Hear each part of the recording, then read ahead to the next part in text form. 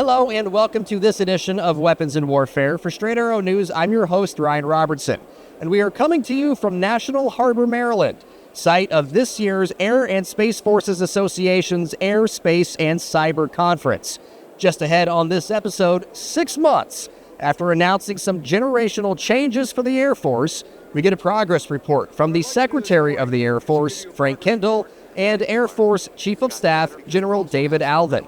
And we're getting an up-close look at two of the competitors competing for the right to wear the crown of the Collaborative Combat Aircraft. That's our weapon of the week. But first, some headlines you may have missed. Should the Chinese continue to amp up tensions in the South China Sea by taking a rusted relic of World War II, the U.S. would likely intervene. That's according to Philippine Secretary of National Defense Gilberto Teodoro, who told CBS's 60 Minutes if China were to take the Sierra Madre, that it would be a clear act of war on a Philippine vessel. In May, Teodoro stood with the Secretaries of Defense from Japan, Australia, and the U.S. as they outlined a mutual alignment across the Indo-Pacific to strengthen regional peace and security. First and foremost, we're here today because we share a common vision, and that vision is a free and open Indo-Pacific.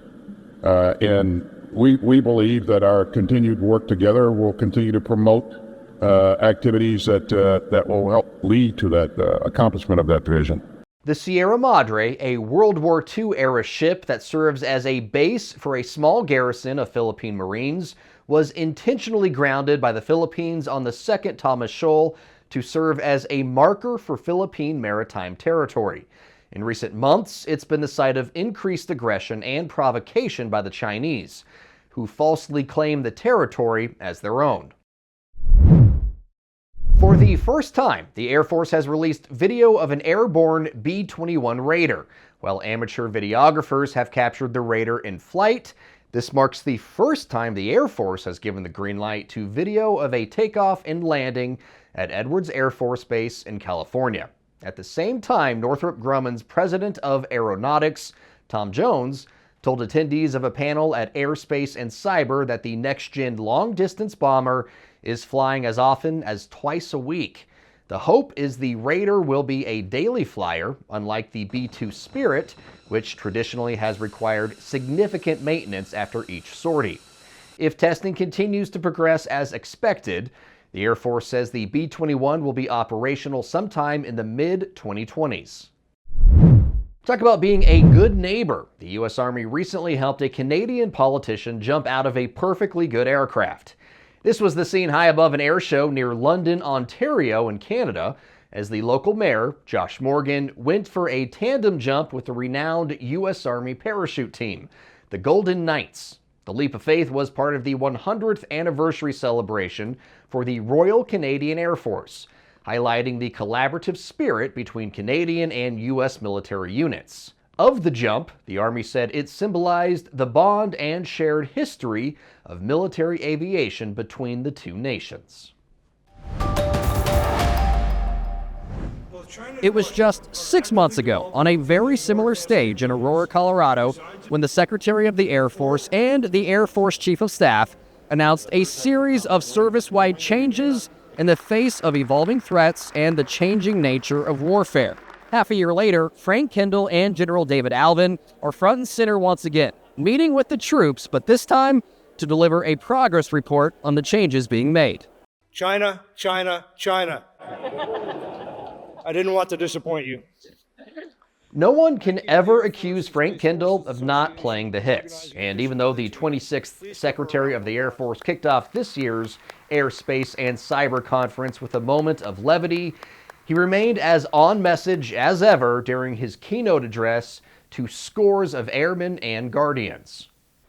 The threat from China is increasing. I've instructed our briefers to stop referring to the Chinese Communist Party and the People's Liberation Army as a future or emerging or potential threat. I've been closely watching the evolution of its military for 15 years. China is not a future threat. China is a threat today.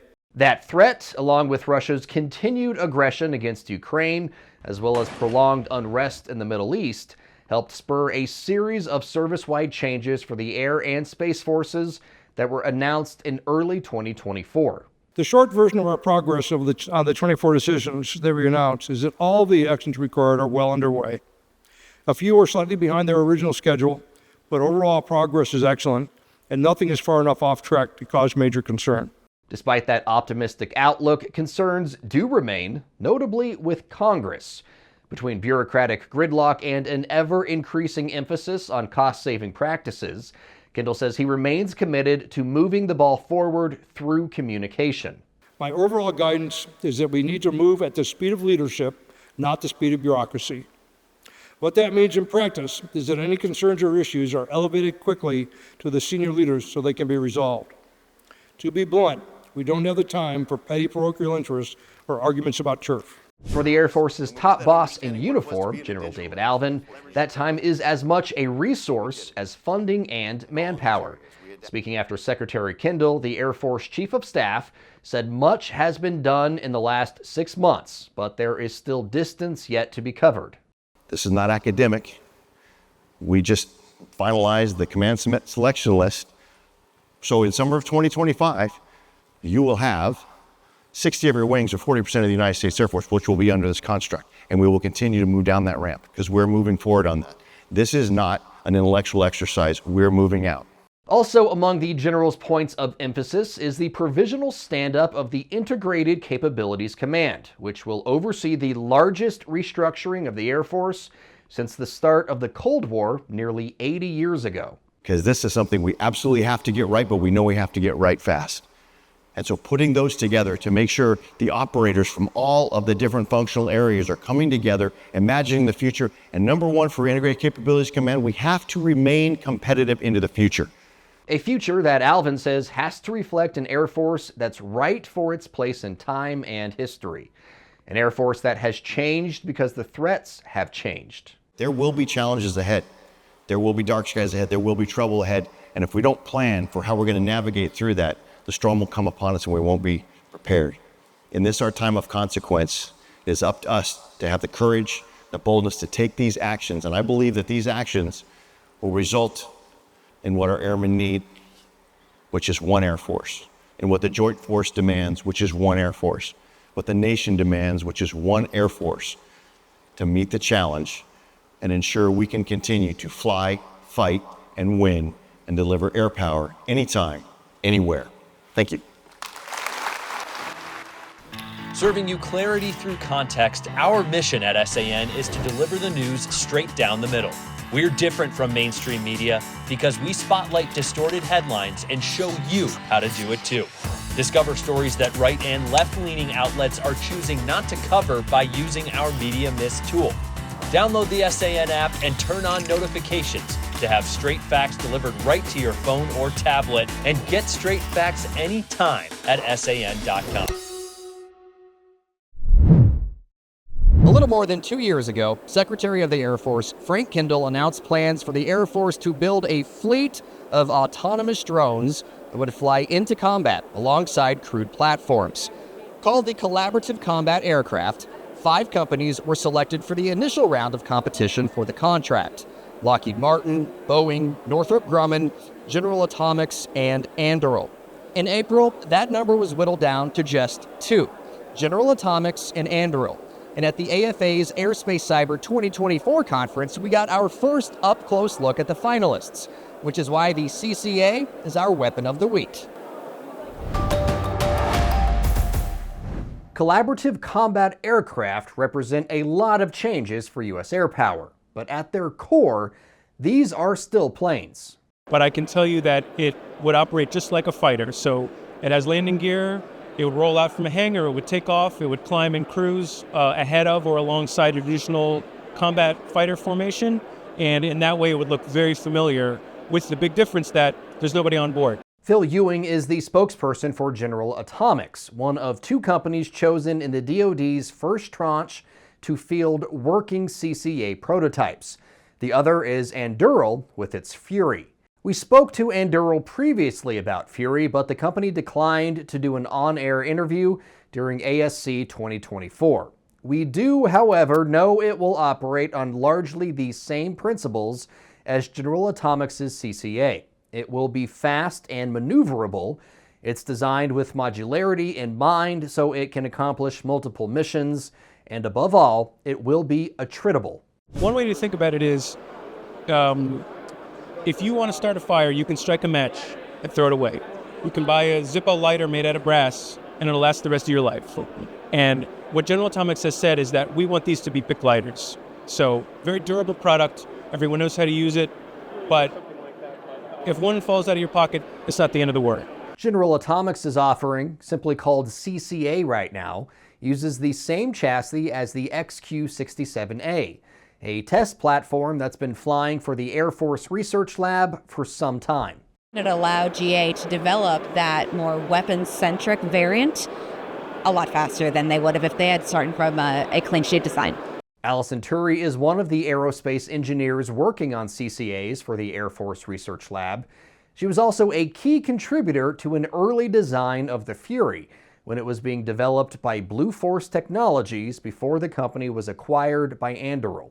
The intent of this program was to develop a low-cost unmanned system that could act in a red threat scenario so that we can do pilot red air training at a lower cost point than we typically do right now. Once the full capabilities of autonomously flown jet planes came into focus, the idea to take them from targeting training drones to full offensive weapons quickly became reality. Trenton White is the AFRL's program manager for the XQ-67A. He says part of the quick development surrounding CCAs as an overall concept was the willingness to share what he and his team learned in the lab with the companies tasked to build the things. So it could consist of hardware, the structure, it could be electronics or subsystems that are shared across the different vehicle variants, and even software. And so with that as a starting point, that saves time and cost in developing new variants off of that architecture. Another cost-saving CCAs bring with them the price to train new pilots. You don't need to train and retain pilots because it's autonomous, so you can build as many of them as you need. You can fly them in great numbers against an advanced adversary, and you can start to do things that you couldn't do any other way. So when can we expect to see CCAs taking to the skies? General Atomics says its version will start logging time in mid-2025. All opinions expressed in this segment are solely the opinions of the contributors.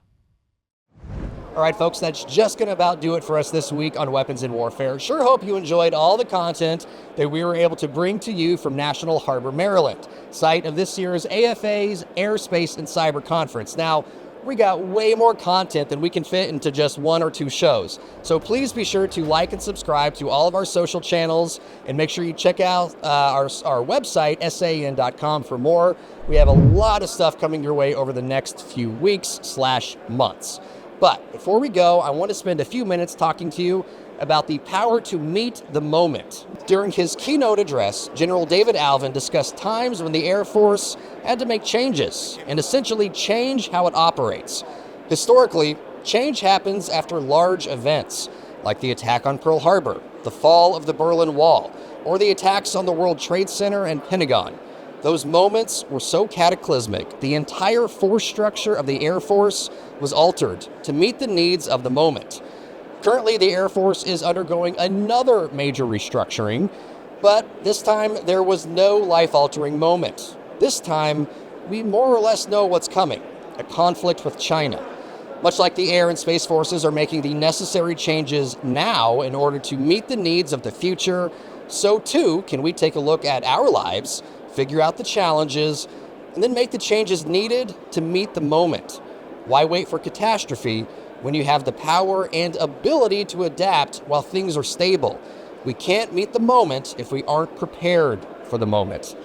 For senior producer Brett Baker, video editor Brian Spencer, and graphics artist Dakota Patillo, I'm Ryan Robertson with Straight Arrow News, signing off.